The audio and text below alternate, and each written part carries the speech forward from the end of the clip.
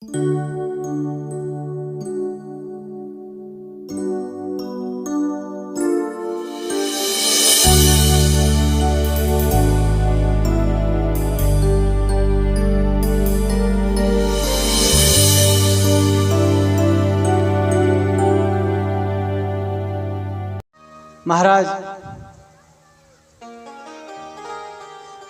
आज ये बच्चे बड़े हो रहे हैं। अब ये दोनों अलग अलग मार्ग पर चल रहे हैं। जब किसी के बच्चे को मार कूट के आता है तो घर शिकायतें आने लगी। समझाते हैं पंडित जी, धुंधली हाथ पकड़ के पीछे कर लेती है और कहती है क्या हो गया, दुनिया के बच्चे शरारत करते हैं। ये पहला लक्षण है बच्चे को बिगाड़ने का। माताओं, जब आपके बच्चे की बाहर से शिकायत आए, पहले ही दिन अगर उसको रोक दोगे, ब्रेक लगा दोगे, तो दूसरे दिन बच्चा सोच के काम करेगा, समझ के काम करेगा। अगर उसकी तुम पक्षपात करोगे, पक्षधारी लोगे, तो वो बच्चा बिगड़ेगा ही बिगड़ेगा। आत्मदेव धुंधली के सामने कुछ नहीं बोल पाते, अपने चले जाते हैं। आज बच्चा की और बड़ी बड़ी शिकायतें आती। कुत्ते के बच्चों को उठाता है तो कुएं में डाल देता है और बड़े बड़े दुराचरण करता है। आज पंडित जी को दुख होता है, समझाते हैं बेटा हम ब्राह्मण हैं, हमारा ये मार्ग नहीं है। बताते हैं, लोग कहते हैं आज किसी कुत्ते के बच्चे को कुएं में डाल दिया, वहां तो लोग थे, उन्होंने उसे निकाल करके जीवन दान दे दिया, बचा दिया। ये अच्छी बात नहीं है।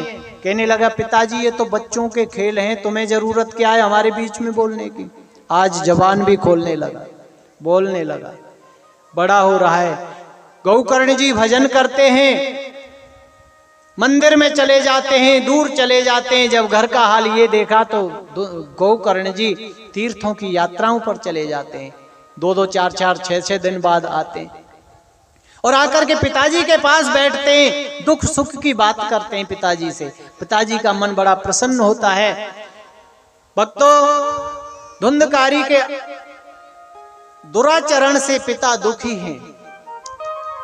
एक समय वो था कि वो दुखी थे, मेरे बच्चा क्यों नहीं है, और आज दुखी हैं कि मेरे ये संतान क्यों है। बहुत दुखी है।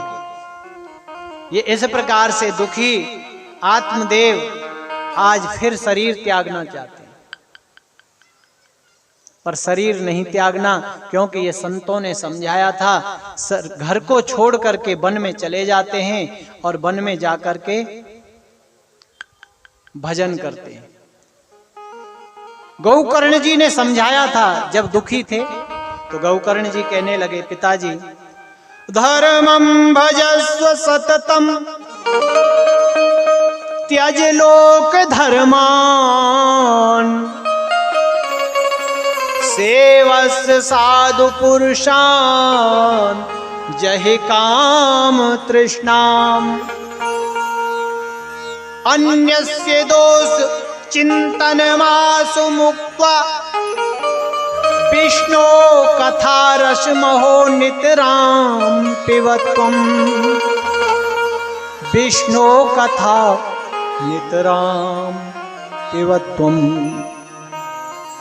पिताजी दूसरे के गुण दोषों को मत देखो। सेवस्व साधु पुरुषान जहि काम तृष्णाम, जैसे कामी लोग हर वक्त स्त्री का चिंतन करते हैं, पिताजी उस प्रकार से आप भगवान का चिंतन कीजिए।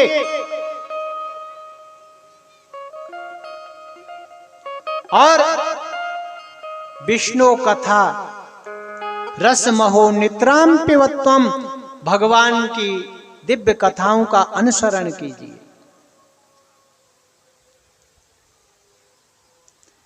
देही तो एक पिंजरा है, देहेस्तिमासुरुदुरो देहेस्तिमासुरुदुरो भिमतिं त्यजत्वम् जाया सुतादिषु सदा ममतां विमुञ्च पश्यानिशं जगदिदं क्षणभंग निष्ठा वैराग्य राग रसिको भव भक्ति निष्ठा। पिताजी वैराग्य धारण कीजिए। आज वैराग्य धारण करके आत्मदेव पंडित जी वन में निकल जाते हैं और वहीं एक पर्णकुटी बना करके रहते हैं। भागवत ग्रंथ को लेकर के गए थे घर से, सिर्फ भागवत, जो शरीर पर तन पर वस्त्र थे वही वस्त्र पहन करके चले गए, कुछ नहीं उठाया। एक भागवत ग्रंथ को लेकर गए, 10वें स्कंद का प्रतिदिन पाठ करते हैं और भजन करते हैं और वहीं वन में से कुछ फल फूल मिलते हैं, उनका आहार करते हैं और तप करते हैं। आज घर का त्याग कर दिया, वैराग्य धारण हो गया। इसको कहते हैं ज्ञान के सहित किया हुआ, प्राप्त हुआ वैराग्य।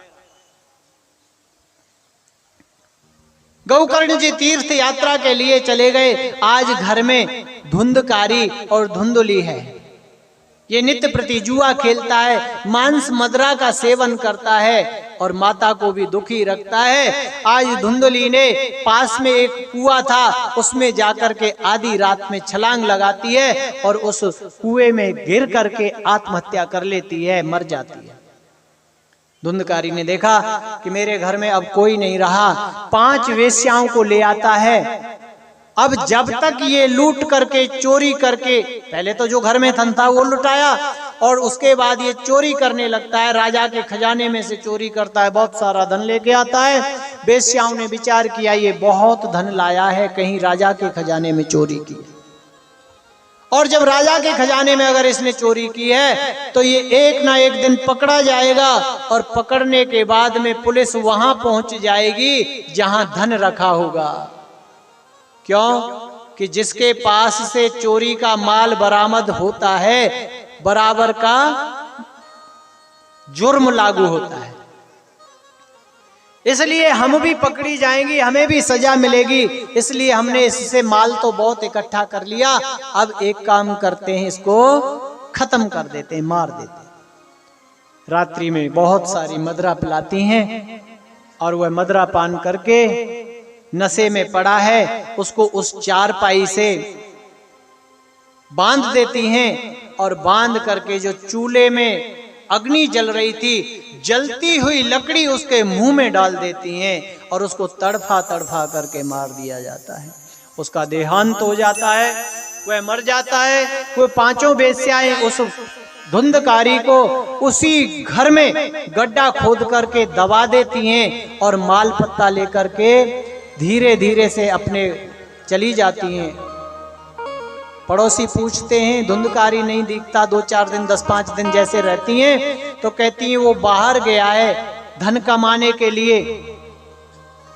और एक दिन मौका पा करके वो घर को छोड़ करके और चली जाती हैं,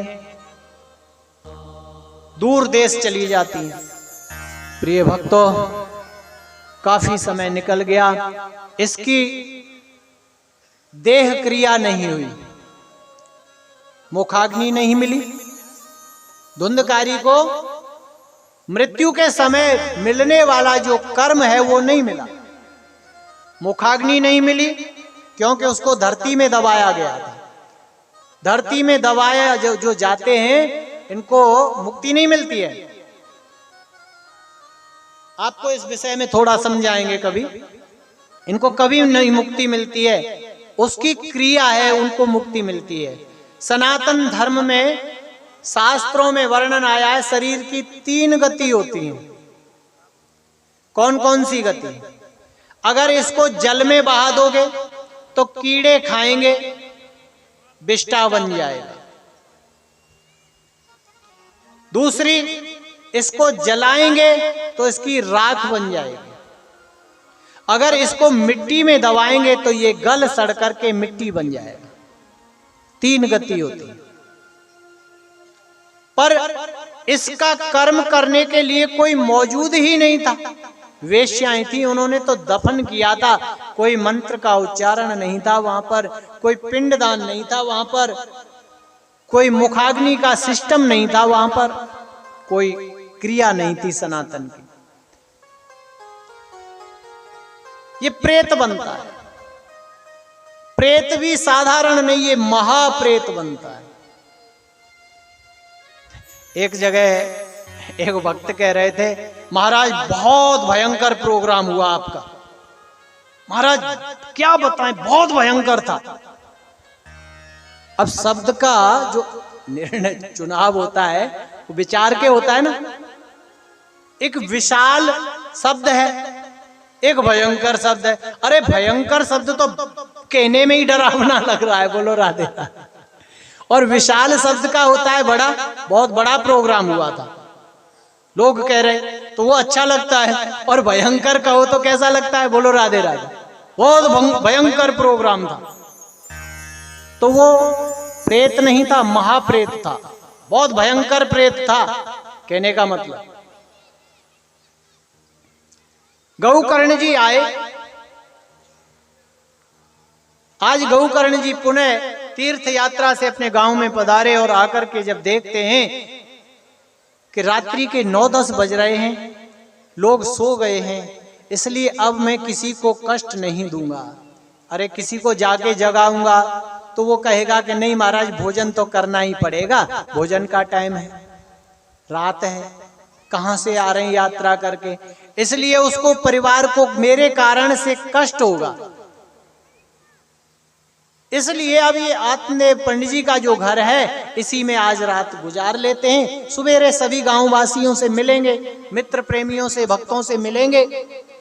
इसलिए गौकर्ण जी उस घर में एक टूटी हुई चारपाई पड़ी है, उसी पर लेट जाते हैं। जैसे ही गौकर्ण जी को निद्रा आने लगती है, रात्रि के 12 बजते हैं, नींद आने लगती है, तो आज वह महाप्रेत, भयंकर प्रेत किसी कोने में अग्नि के रूप में दिखाई देता है, किसी कोने में हाथी के रूप में दिखाई देता है, किसी कोने में वह बैल के रूप में दिखाई देता है। अनेकों रूप बदल बदल करके आता है।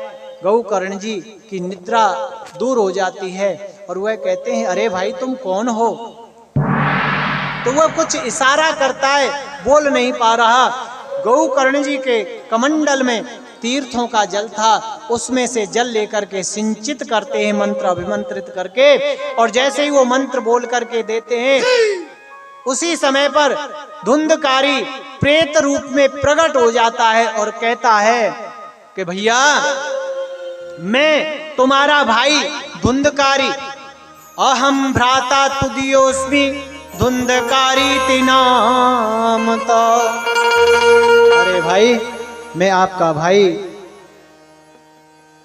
धुंधकारी।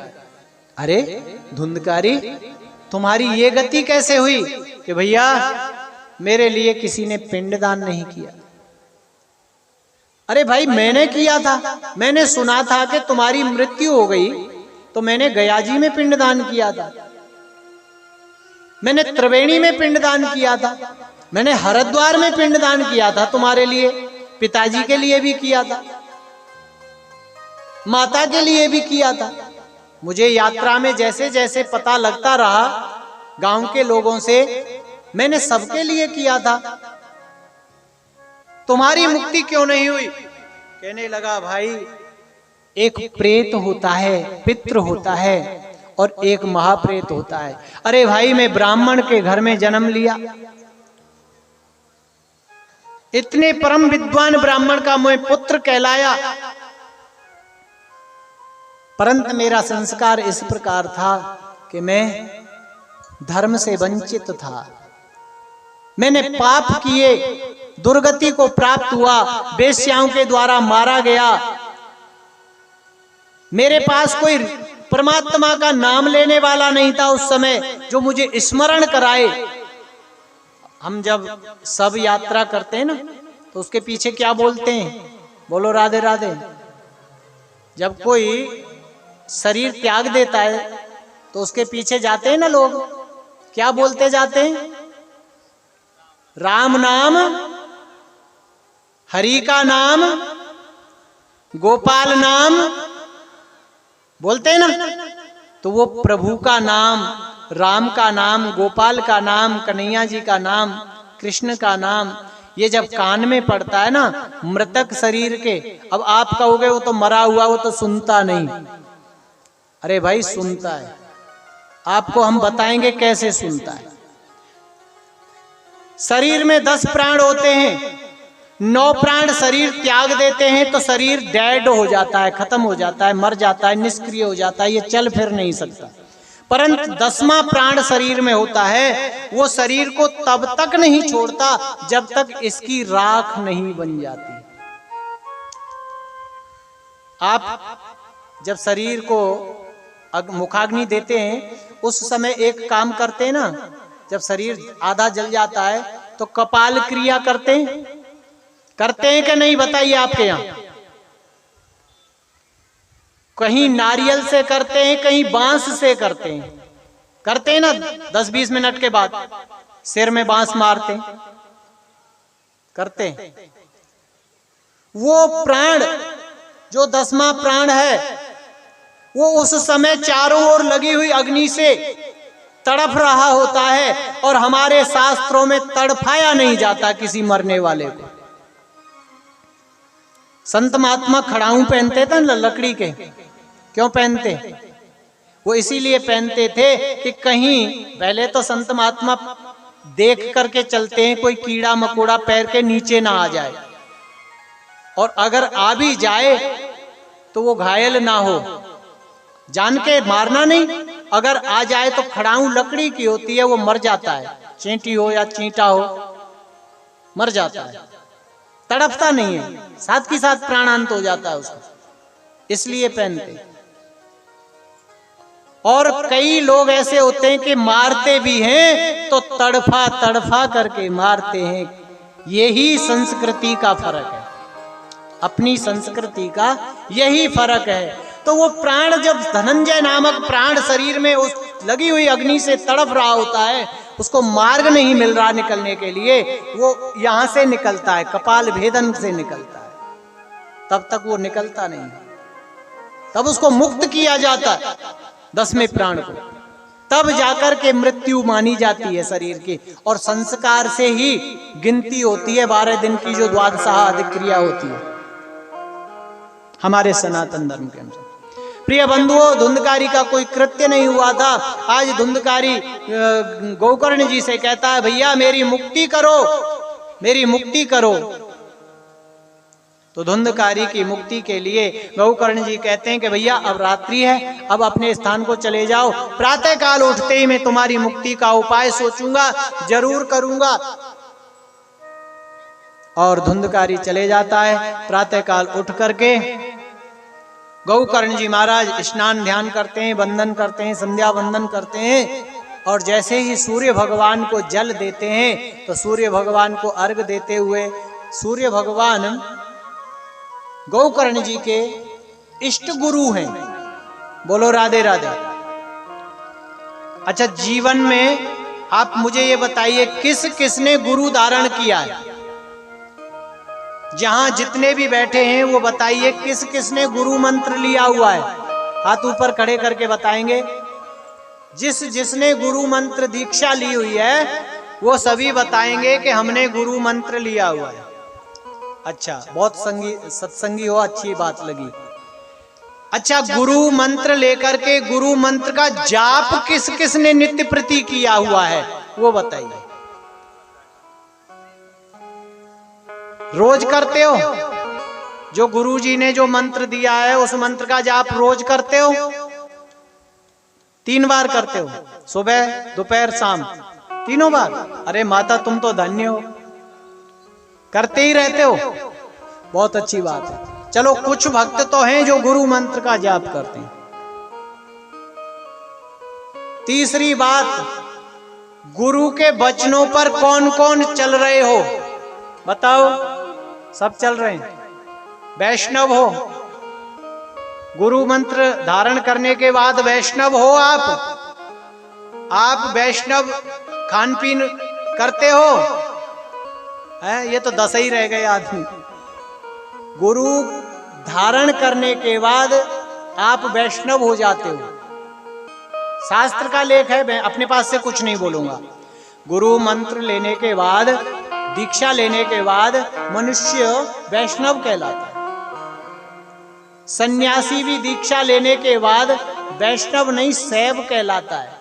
परंतु भगवान की दृष्टि में उसको परम वैष्णव कहा गया है सन्यासी, क्योंकि वो परम वैष्णव कौन है? शंकर भगवान। और शंकर भगवान का उपासक होता है सन्यासी।